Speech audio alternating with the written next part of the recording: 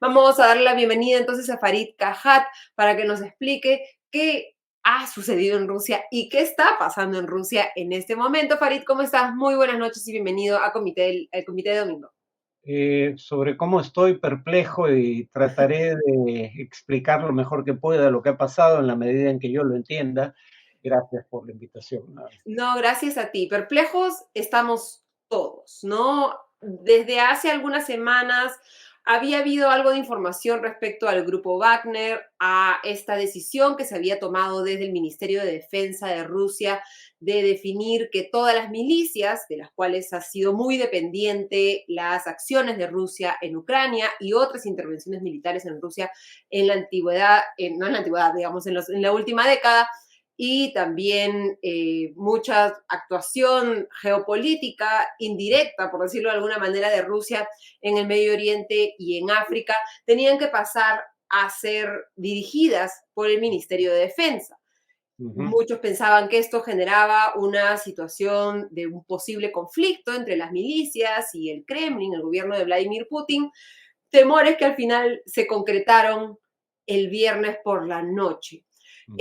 Todos estamos perplejos. Es difícil entender lo que ha sucedido. Ha sido además revelador de cómo muchos de los medios de comunicación internacionales han perdido su capacidad de reportar los hechos en el momento en que sucedían, ¿no? Porque muchos han reducido costos y reducido su presencia de periodistas y corresponsales en espacios como en Rusia. ¿Qué conocemos hasta el momento? ¿Qué explicaciones se han dado? ¿Qué es exactamente lo que sucedió y lo que más te ha llamado la atención de estas últimas 48 horas en Rusia? Bueno, el grupo Wagner es esencialmente un ejército mercenario, ¿no? Lo cual está proscrito por una convención internacional, pero eso no le impide existir. En honor a la verdad, lo mismo se podría haber dicho de Blackwater en Irak, ¿no? Eh, Ahora, ¿por qué tiene este poder de negociación que ha demostrado tener? Básicamente porque, a diferencia de los oligarcas, que solo tienen poderío económico, pero a los cuales Putin puede meter presos y confiscar sus activos, como pasó con Jodorowsky a inicios de siglo, y a diferencia de otro ejército mercenario que está actuando en Ucrania, el grupo checheno dirigido por Kadyrov, eh, el grupo Wagner tiene fuentes de ingresos propias que no pasan por Rusia. Actúa, como mencionaste, en Oriente Medio, en el África, en todo el África, en el Sahara, en el África subsahariana, y obtiene recursos económicos, fundamentalmente en especies, por su actuación como un ejército rentado. Y claro, tiene poderío militar propio, tiene financiamiento propio, en ese sentido, aunque depende en parte del Kremlin, tiene suficiente autonomía para hacer lo que vimos. Prigozhin, el jefe del grupo, básicamente decía desde hace ya bastante tiempo que precisamente porque no se habían sometido a un Ministerio de Defensa y a un comando militar medroso y acomodaticio, no le daban municiones ni armamento para combatir cuando ellos eran lo más eficaz de las fuerzas rusas desplegadas en Ucrania, lo cual es cierto.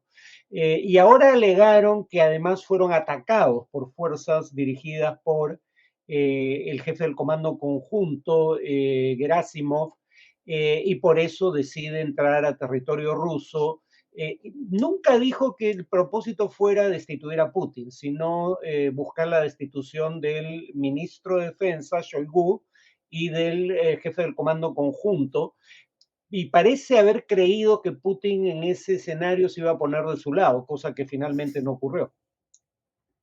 Pero es una apuesta, digamos, difícil de imaginar, ¿no? Para dar un poco de Sí. contexto, Prigozhin no es un desconocido de Putin, ¿no? Le decían el cocinero de Putin porque inició con un negocio de catering, ¿no? Era el caterer de Putin, muy cercano a él. Esa cercanía es la que, digamos, lo inspira a emprender este negocio multimillonario, ¿no? De tener una milicia con tanta presencia en tantos lugares. Pero lo que ha dejado como saldo esta intervención, esta iniciativa, esta aventura, esta locura, es que ha dejado a Putin viéndose más débil de lo que se ha visto, creo, durante sus más de 2 décadas de presencia en el poder en Rusia. Sin duda, ¿no? Digamos, yo todavía tiendo a pensar que hay información que no se ha hecho de dominio público y que sería relevante para responder preguntas como esa. Pero dicho esto, lo evidente es lo siguiente. Una fuerza que presumiblemente era parte de las fuerzas del Estado ruso desplegadas en Ucrania, de pronto abandona el frente de combate, incursiona intempestivamente en territorio ruso, captura sin disparar una bala una ciudad que es la 11ª ciudad de Rusia y que era un hub logístico para las operaciones, uno de los tres para las operaciones en Ucrania, no ofrece mayor resistencia al ejército, avanza cientos de kilómetros sin resistencia alguna, y solo cuando está cerca de Moscú finalmente hay una resistencia significativa, pero en lugar de ir al asalto, ir a afrontarlo, cosa que sí hace la aviación, la Guardia Presidencial lo que hace es empezar a, digamos, cortar las carreteras para que no puedan seguir avanzando y cavar trincheras, como si esperaran un cerco sobre Moscú. Entonces, difícilmente se puede haber visto más debilitado Putin. Ahora, la paradoja es que el grupo Wagner, según las estimaciones, tiene en Ucrania entre 25 y 30 mil efectivos. Sí, son combatientes experimentados, pero no parece suficiente ni para un golpe de Estado ni para una guerra librada contra las fuerzas regulares que son mucho más numerosas. Entonces, por eso fue tan difícil de prever, porque esto no parecía tener mucho sentido, pero además nadie esperaba que pudieran avanzar tanto como finalmente avanzaron antes de llegar a algún acuerdo, cuyo contenido probablemente no sea únicamente el que ha trascendido. ¿Cómo queda Yevgeny Prigozhin luego de este golpe? ¿No? Hay una intervención del presidente de Bielorrusia, ¿no? Lukashenko, este anuncio de este acuerdo que se ha justificado en la intención, dijo Prigozhin, de no derramar sangre rusa. No se conoce su paradero hasta el momento. Tampoco hemos visto a Vladimir Putin luego de este discurso en televisión en el que calificó de traición, ¿no? El accionar del grupo Wagner. ¿Cómo quedan estos dos protagonistas de esta novela que muchos creen que, pese a que algunos creen que ya terminó, por lo extraño, por la falta de información, porque no hace sentido lógico el encadenamiento de los sucesos, creen que más bien es el inicio, ¿no? De una historia cuyo final todavía no podemos prever? Bueno, Putin queda debilitado, como decías, primero porque en menos de 24 horas un ejército mercenario ingresó a territorio ruso y estuvo cerca de Moscú. Y además Putin dijo que era un acto de traición que iba a castigar severamente y finalmente no hubo castigo alguno. Hubo un acuerdo bajo la mesa cuyo contenido en parte conocemos, básicamente se exilia en Bielorrusia Prigozhin, sus tropas vuelven al frente a combatir, aunque claro, cómo se sentirán las tropas del ejército regular combatiendo junto a soldados que acaban de enfilar sus baterías contra el propio Estado ruso. Eh, y los que deseen pueden, salvo que hayan participado en la zonada, pueden finalmente firmar este acuerdo que les ofrecía, como se ha hecho con las milicias chechenas, el Ministerio de Defensa. En el caso de Prigozhin, yo presumo que no va a ir a Bielorrusia. Bielorrusia es un estado satélite prácticamente de la Rusia de Putin. Putin ha logrado, bueno, ya, está bien, no lo puedo probar, pero yo presumo que el gobierno ruso estuvo detrás del asesinato en Londres, nada menos, de ex agentes de inteligencia rusos, incluyendo Litvinenko y otro que fue envenenado junto con su hija. Entonces, digamos que después del desafío que ha hecho Prigozhin a Putin, su vida claramente corre peligro. Yo presumo que va a abandonar la zona y probablemente mantenga un perfil bajo por un tiempo. Eh, el tema, sin embargo, es que el grupo Wagner sigue obedeciendo a él. Finalmente, él es el que negocia en nombre de la agrupación.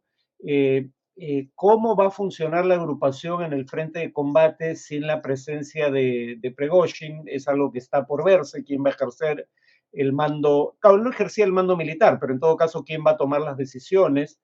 Y como digo, además el tema es cómo deja esto la moral de la tropa, ¿no? No solo están combatiendo al lado de gente que estuvo dispuesto a disparar contra ellos hasta la víspera, sino que además el gobierno al cual defienden ha quedado sumamente desacreditado.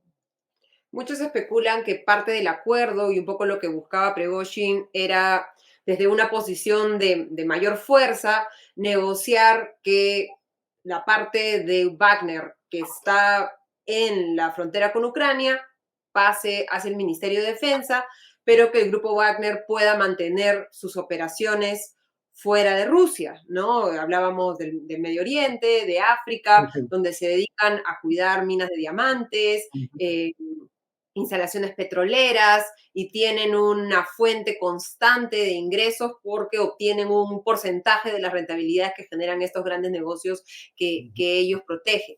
¿Ves a Vladimir Putin aceptando una condición como esta, debilitando a, digamos, a sus autoridades de defensa?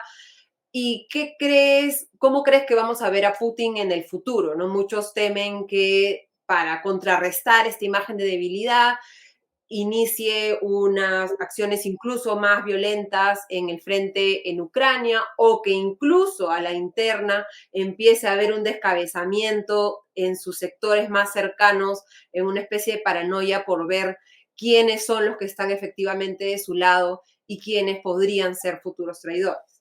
Bueno, eso último creo que va a ocurrir. O sea, es increíble que un ejército hostil, porque finalmente eso fue durante 48 horas o 36, un ejército hostil entre el territorio ruso sin que las fuerzas regulares lo combatan y con el subsecretario o en todo caso viceministro de Defensa y el segundo al mando de la inteligencia militar conversando plácidamente con él, es una ciudad que capturó por la fuerza. Entonces creo que van a rodar cabezas. No queda claro si entre esas cabezas van a estar aquellas que exigía Prigozhin, es decir, Shoigu, el jefe, el ministro de Defensa, y Gerasimov, el jefe del Comando Conjunto, que es contra quien enfiló claramente sus baterías desde el primer día Prigozhin. Además, los culpa de haber implementado una narrativa falsa sobre las razones para iniciar la guerra por interés personal. Entonces no veo cómo ambas figuras, Prigozhin por un lado y Shoigu y Gerasimov por el otro, sigan siendo parte de un mismo proyecto militar. En cuanto a la escalada, el problema ahí es el siguiente. Hay cálculos, claro, estos cálculos son siempre a ojo de buen cubero, pero digamos, hay cálculos de fuentes de inteligencia abierta, como una página Oryx que tiene fotos, videos de cada tanque ruso destruido que logran identificar y número de serie. Sabemos por fuentes como esa cuántos tanques pierde mensualmente Rusia. Se sabe qué capacidad de producción tienen de nuevos tanques o de repotenciación de tanques de la era soviética. Y el cálculo es que ya no tienen capacidad de reponer los tanques que pierden en combate. Entonces, la capacidad de una ofensiva en el plano convencional no parece altamente probable. Además, requeriría una nueva movilización de tropas que en un escenario como este probablemente sería muy impopular. Pero el problema ahí es que si decide escalar, utilice armas de destrucción masiva. No nucleares necesariamente, pero químicas o biológicas. Y además, echándole la culpa a los ucranianos, porque igual como voló la represa de Novakakova y echó la culpa a los ucranianos, cuando todo parece indicar que fueron tropas rusas, O que este eran las ataque de que dron, ¿no? controlaban. Bastante sospechoso. Sí, ¿no? Entonces probablemente lo niegue, pero a todo el mundo le va a quedar claro cuál fue el origen del ataque si se produce.